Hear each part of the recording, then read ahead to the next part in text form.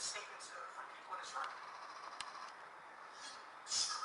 Forget that he killed, I mean, well, don't forget, but aside from the fact that he killed Karen Borkowski, he devastated lives. He destroyed the lives of her family members. And I want to make sure that everyone here did talk about Karen in some way, but I could not say anything about her. I mean, what an incredible person.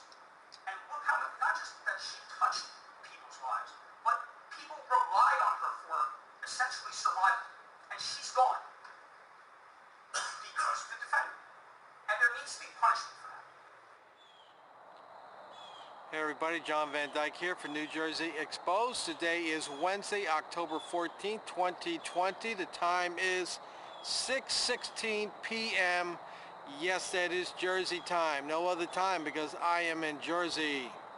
Temperature right now is 66 degrees. Very pleasant in New Jersey day. Okay, so I want to get right to the story here. This is an add-on to the video I just did yesterday about our favorite Blue Zero hero from Long Branch, Mr. Jake Pascucci, the one who drunkenly killed Karen Borkowski, and the only apology that he has offered was in court. He read a written statement, no doubt guided by his attorney. Other than that, he has not shed a tear. He has not shown any remorse, according to the victim's husband. And I am not surprised because a lot of these police officers have no empathy, sympathy, or concern for anyone but themselves. So Ed sent me an email the other day, October 7th to be exact, and he gave me some update on what was going on with the case. But there's something here that I want to read, and it's just disgusting, and just another reason for everybody out there, yeah, you watching the video here, to send that email to the prosecutor's office, send the email to the victim's advocate, call the judge's chambers. And this is what Ed wrote to me in his email on October 7th. He said, Pascucci is doing well. He went to work for his cousin. He worked during the pandemic. He recently purchased a property in Long Branch. He is now engaged, and I hear he will be married soon.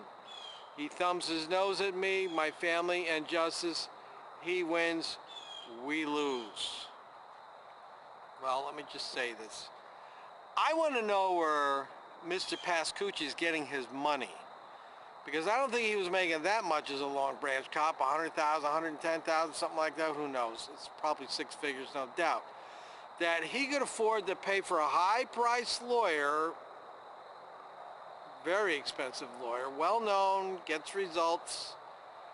How did he afford to pay for that attorney to represent him? How did he afford to bring in experts to determine how fast Jake was going when he hit Karen? And now he has money to buy property in Long Branch, and he's going to get married, so no doubt the property, he's probably going to build a house on that. And he's going to get married, he's going to pay for a wedding, and all that goes with that. Things that make you go, where is he getting that money? Is the gang supplying him the money? It's very sad. That's all I can tell you, folks. I was thinking a bit about this as I was going for a walk. I said, you know, Pascucci's probably right now, it's evening hours, he's sitting there having his dinner with his girlfriend, his fiancée, and then after that they'll sit and watch some TV and he'll hold their hand or put his arm around her. And you know what Ed Borkowski gets to eat dinner to? Nothing. A picture. The only thing Ed's got now to put his arm around while he watches TV is a picture. Mr. Pascucci, his life's just starting. It's almost as if there's no disruption to his life other than the fact that he's no longer an active member of the gang. It's just disgusting. And to add on to this, you know, I had talked about, I hope there's a good lawsuit settlement. It sounds to me like Ed got bad advice. He took a settlement offer from the insurance company of $70,000, and the lawyer's taking his fee of 30%. What's that leave Ed with? $50,000? $50,000 for your wife's life? This poor guy, people.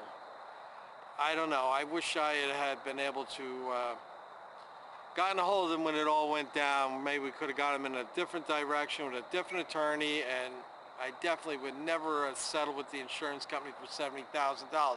That's for damn sure. I know somebody that was T-boned in an accident, and he got over $200,000 for his back injury. So, I don't know. Poor Ed here is not having very good luck. He's in poor health. We don't know how much longer Ed will be here. I hope he'll be here for a lot longer, but you know, as what he said to me in the email, he's not doing very well right now. His eyesight's going, his ability to get around, he's got a tracheotomy, that's a word I can't say. Tracheotomy, blah, blah, he's got a thing in his throat to help him breathe. The poor guy, you know, this is not how you're supposed to come. The twilight of your life, it's not supposed to be like this, you know. His wife was there to take care of, now the wife is not. But Mr. Pascucci, if he gets sick or not well, he's got a girlfriend to take care of him, right? Life's good for Mr. Pascucci. It's just disgusting. Absolutely disgusting. And I just want to iterate and plead with you people. I know some of you have already done it. You've contacted and told me so, that we must send those emails in. I've already had over 500, approaching 600 views on that last video. So there should be 600 emails going out. We've got to help this guy.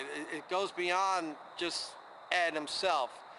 These Blue Zero heroes, they're out there doing their damage, and then they're never held to the same level that you and I are. In fact, they should be held to a higher level. This is a guy who was a cop who drove around and tells us how we should behave, yet he's out there drinking, getting in an accident. He needs to be held accountable, and we need to let the system know, the judge know, that we're not taking it anymore. You know, these judges, they got to put their money where their mouth is, because you hear all the time, well, we're not going to tolerate it anymore. Well, you know what? Send the bastard to jail. Simple as that. Because I no doubt in my mind, when he goes to court on Monday, his lawyer will ask for 0 time in jail, blaming it all on Karen, saying that Karen stepped in the road. But I want to say this about that. Go back and look at my original video that I did on this story. I'll put the link in the description. And go look at the intersection. I did a full view of that intersection, and you tell me whether it's blind and you can't see somebody out there. I know for a fact it's well lit over there. I lived in that area at one time. And you're going to see in the video, you go look at it, you'll see it right away. As soon as I start the video, I'm right there on scene. You'll see that he had a great view of it. So this is BS. They're blaming it all on her, and he has no responsibility in the whole thing, even though he was drinking. And he was impaired. And it's sad because he didn't go for a blood alcohol test till some hours later, but they can still calculate how much alcohol was in his system, because average person will dissipate that alcohol at a certain level per hour. So they can, if he blew a .085 and that was 5 hours later, and you're dissipating at X amount of rate, they can figure out approximate how much alcohol. But regardless, I suspect that there was more than just alcohol in play there. I believe he was looking at his phone. Just a thought. I don't know this for sure. So anyway, Mr. Pascucci has bought a piece of property in Long Branch. He's engaged to get married. I hear he's going to get married soon. He's working for his cousin. If anybody knows who his cousin is and what the business is, it'd be nice to know. Maybe we could give that company a little exposure for hiring that drunken killer. Yeah, he's a killer. He killed Karen. And that poor man, Ed, you know, the sun is setting on him, and he's not in good health, and he needed his wife there by his side to help him, and she's not there. And you know, it's sad that He's gonna, you know, the curtain's coming down on his life, and his life at the end here is going to be very sad. It really is sad, and it's despicable about this Pascucci guy.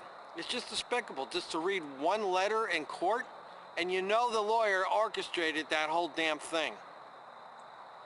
He couldn't just come out and say it freestyle. He had to read it from a piece of paper. He just come out and just say from the heart, hey, look, man, this is just bad luck for all of us. I'm sorry. I wish I could bring your wife back. I can't. And there's no words that I could offer you to make you feel better and make this wrong or right. But he's not going to do it. He's not going to do it because he's a narcissist, and it's all about him. No empathy, narcissist. And that's what a bad cop is made of. They don't feel the pain of other people. All right, folks, I'll end the video with this. Please, if you haven't already, send that email out. It needs to get out like by tomorrow. These emails, these letters, they have to get over to the judge. This is going to happen on Monday morning, no doubt. And this judge needs to know that we are watching, and we are strong. We are stronger than that gang. We outnumber that gang. We're not going to let this crap happen, because it could happen to you. It could happen to any one of us going down the road. You know, one of these drunken blue zero hero jerks rams your car. So get those emails out there. Do it. You absolutely have to do it. All right. On behalf of Ed Barkowski, I want to thank everybody who has sent those emails and those who will be sending the emails. We can't bring Karen back, but we can make sure justice is served. This is John Van Dyke for New Jersey Exposed.